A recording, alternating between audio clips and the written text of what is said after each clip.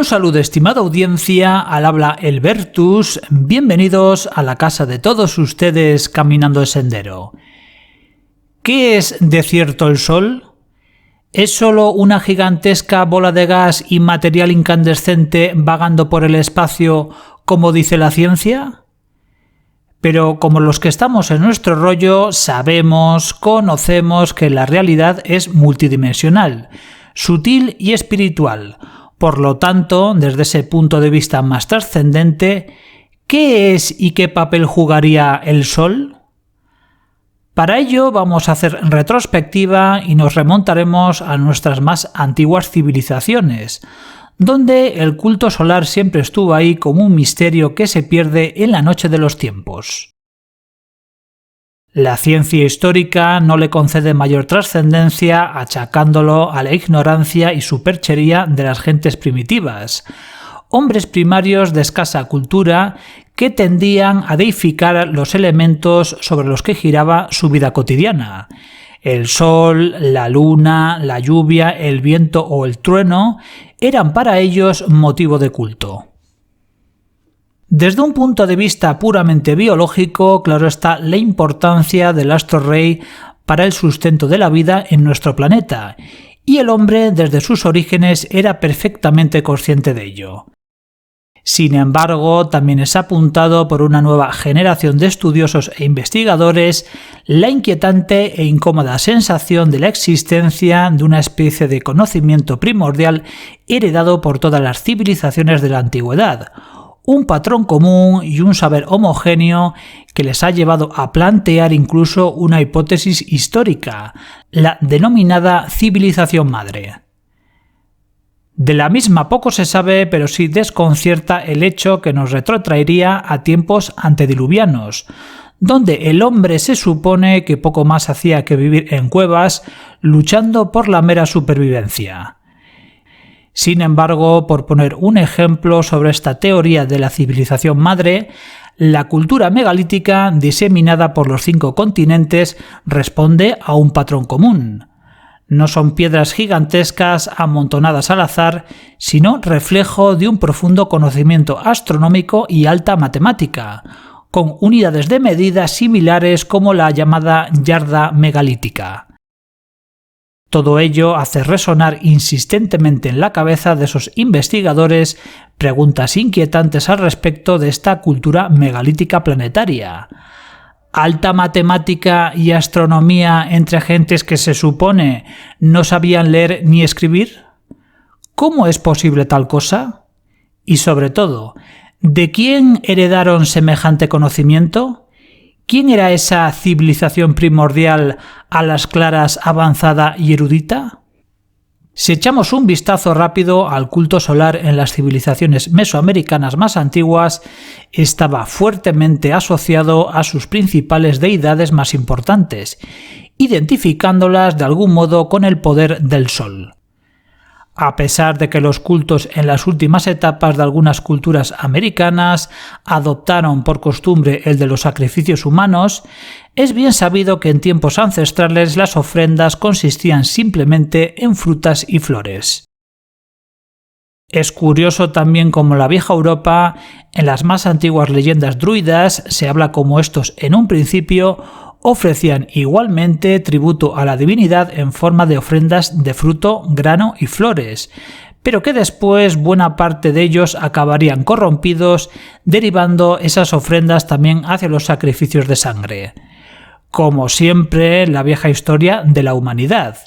Allí donde surge un proyecto de luz, allí que va la oscuridad a enmarranarlo todo. Energías duales, por tanto, positivas y negativas, incluso parasitarias, que se encuentran en muchos de estos enclaves megalíticos.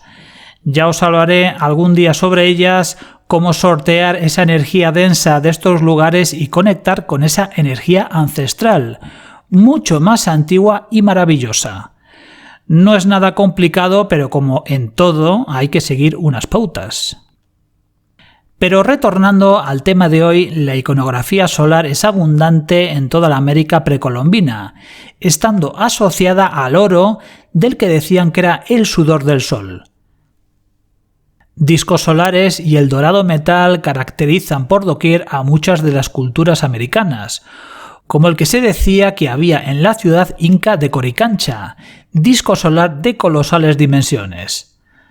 Dando un salto temporal y geográfico, si nos vamos al Egipto del controvertido faraón Akenatón, vemos como su reinado fue un primer intento de monoteísmo por desterrar esa miríada de deidades que manejaban a su santo antojo las castas sacerdotales, y siendo consciente el faraón de que los sacerdotes manejaban excesivo poder, haciendo sombra e incluso coaccionando al propio faraón, este mudaría su capital hasta Amarna. Y a lo que vamos, oh sorpresa, en los ritos al dios solar Atón se le agasajaba, faltaría más, con ofrendas de frutas y flores.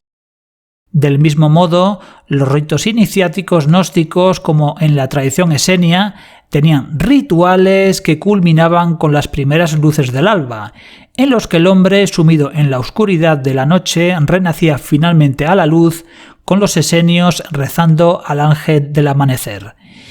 Y ambos, esenios y gnósticos, realizaban ofrendas de frutas y de flores. De similar forma, los cátaros durante la Edad Media, su rito iniciático consistía en recluirse un tiempo en una cueva para un día al amanecer darse un baño de luz solar, rindiendo ofrendas, otra vez de frutas y flores.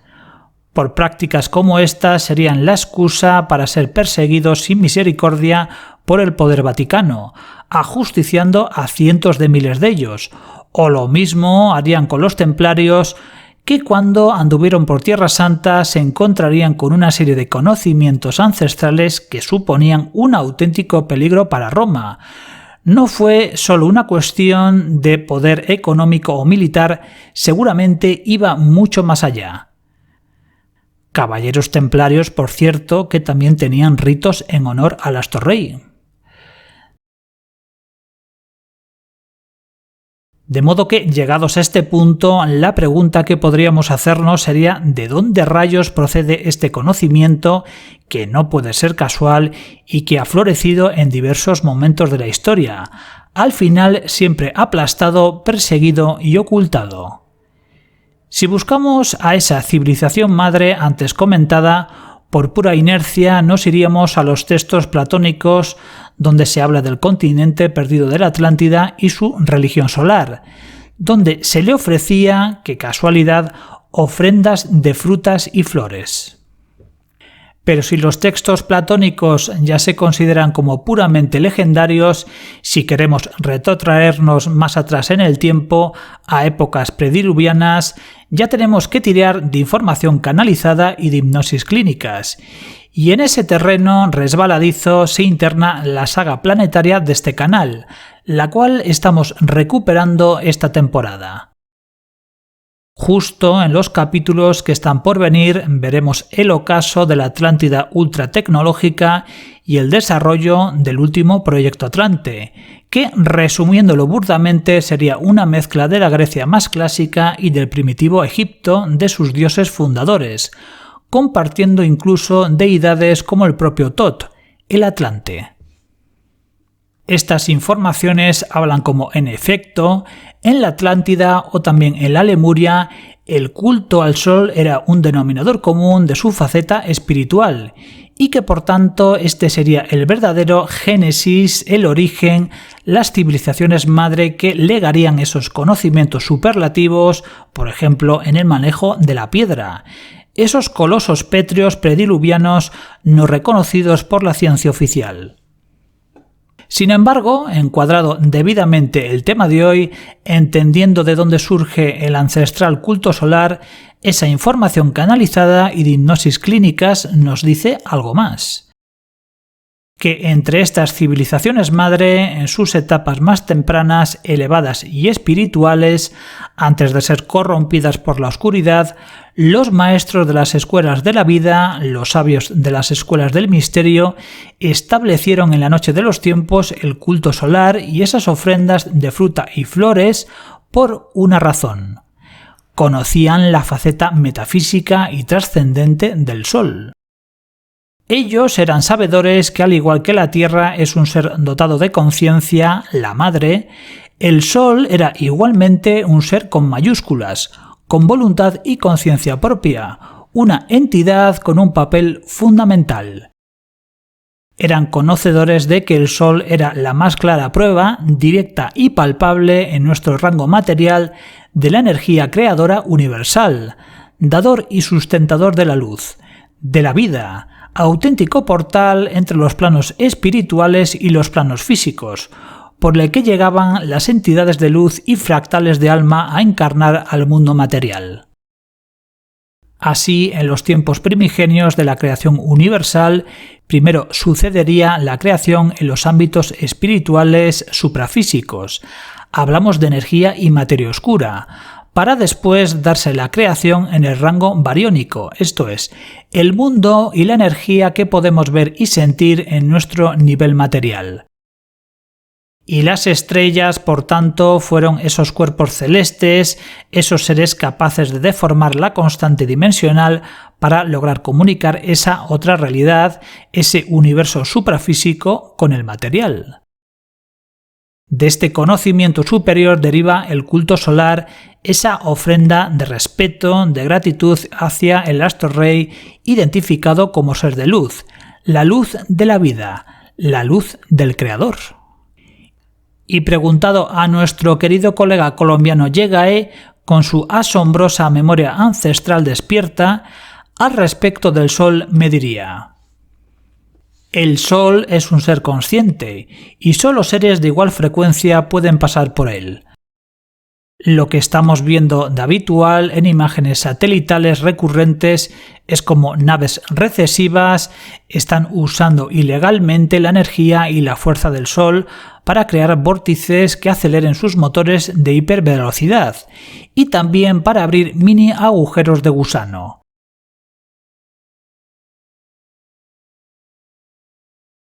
Existe allí todo un conflicto abierto, una dura batalla, y por eso las actividades inusuales del Sol, más también objetos gigantescos fotografiados y demás. Naves aparte, esa actividad inusual del Sol durante los últimos años son los efectos del cinturón fotónico y al inevitable evento de ascensión galáctica.